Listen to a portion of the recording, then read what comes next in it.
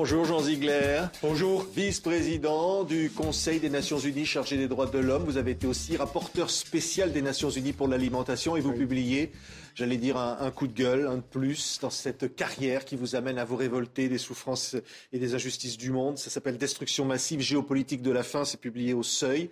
Et vous y dénoncez le scandale de ce que vous appelez le crime organisé de la faim dans le monde.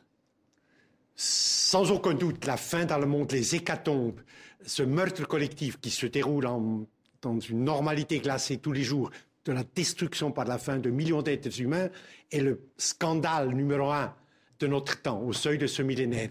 Tous les 5 secondes, un enfant en dessous de 10 ans meurt de faim, 37 000 personnes meurent de faim tous les jours, et près d'1 milliard d'êtres humains sont mutilés, invalidés, par la faim permanente, par la sous-alimentation permanente et grave. Et le même World Food Report de la FAO qui donne les chiffres des victimes dit que l'agriculture mondiale, dans l'étape actuelle de son devenir, pourrait nourrir normalement 12 milliards d'êtres humains, presque le double de l'humanité.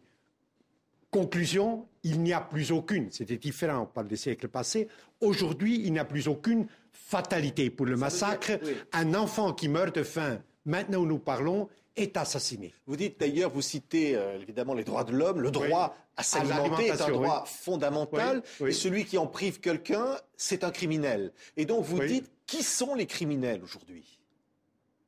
C'est vrai, l'article 25, vous avez tout à fait raison, de la Déclaration universelle des droits de l'homme, formule le droit à l'alimentation, une alimentation régulière, digne, qui permet une vie sans angoisse, etc., etc.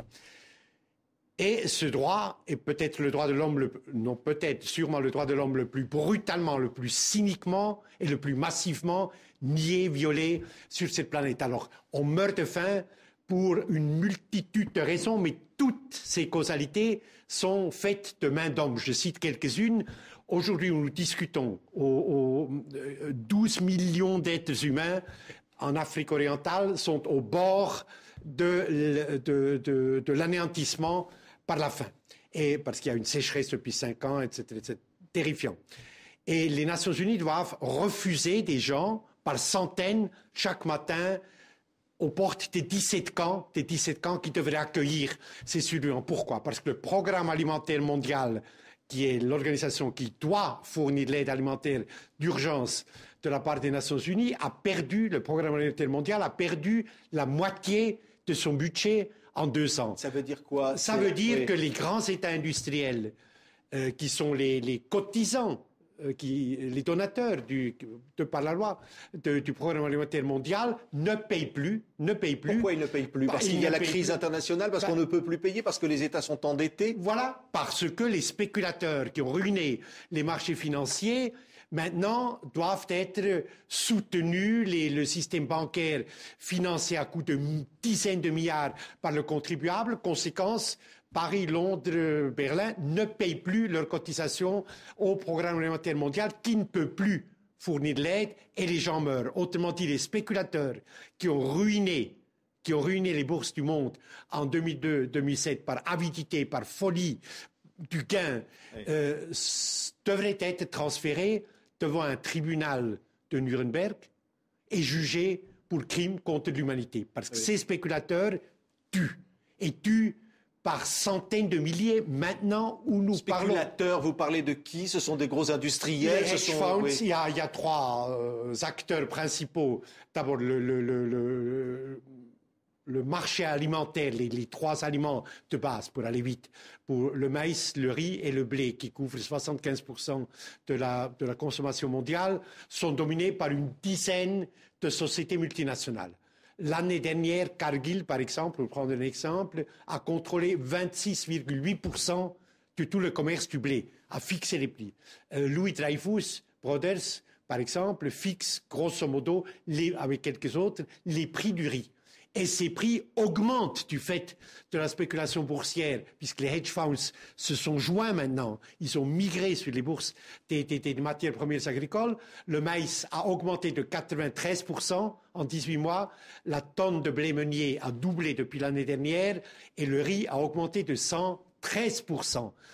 Dans les bidonvilles du monde où habitent 2,7 milliards des extrêmement pauvres, comme dit la Banque mondiale, où la ménagère doit, avec rien du tout, acheter sa nourriture pour sa famille, pour elle-même, eh bien simplement l'argent manque et ces prix qui explosent et qui profitent infiniment, qui créent des profits astronomiques pour les hedge funds, pour les grandes banques et pour les sociétés multinationales, ces prix-là peuvent plus être payés et les gens meurent en nombre toujours plus. Donc alors, vous les accusez d'être directement des criminels. Criminels, c'est un problème subjectif.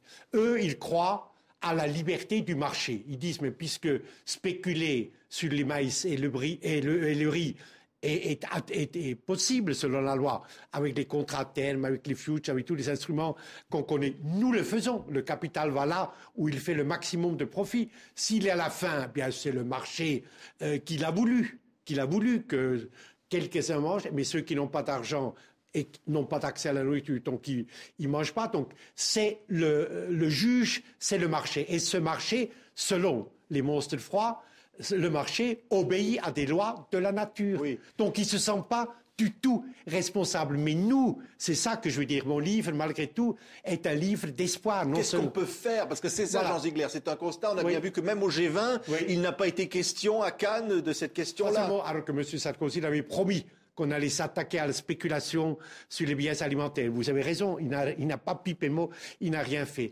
À Cannes, la France est une formidable démocratie, vivante, avec tous les droits de l'homme. Nous avons toutes les armes de mobilisation du vote, des élections, pour imposer le changement radical. Toutes les causalités, tous les mécanismes qui tuent sont faits de main d'homme et vous pouvez les prendre l'une après l'autre. Le dumping agricole, qui pourrait changer cela, Jean Ziegler? Nous, l'homme et la femme. C'est-à-dire, il y a un parti politique plutôt qu'un autre.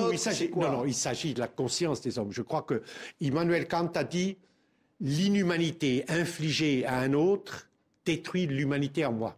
L'inhumanité infligée à un autre détruit l'humanité en moi. Cette conscience de l'identité, ce savoir que sur la planète, maintenant où nous parlons, des milliers de personnes vont mourir de faim parce qu'ils n'ont simplement pas l'argent nécessaire pour accéder à la nourriture, qui est là, puisque la planète, c'est ça l'absurdité, la planète déborde de richesse. C'était différent par les siècles passés. Aujourd'hui, il déborde de richesse. C'est l'ordre cannibale du monde qui tue et que nous pouvons, par le vote, par la mobilisation populaire, je parle des grandes démocraties occidentales, si nous étions en Birmanie ou en Chine, ce serait différent. Mais ici, nous pouvons briser ces structures meurtrières, une après l'autre, forcer notre gouvernement de ne plus se coucher devant les hedge funds, les sociétés multinationales, mais de faire une politique qui est véritablement pas celle du fascisme extérieur, mais celle de l'identité avec l'autre. Merci Jean Ziegler. Destruction massive est publiée aux éditions du Seuil.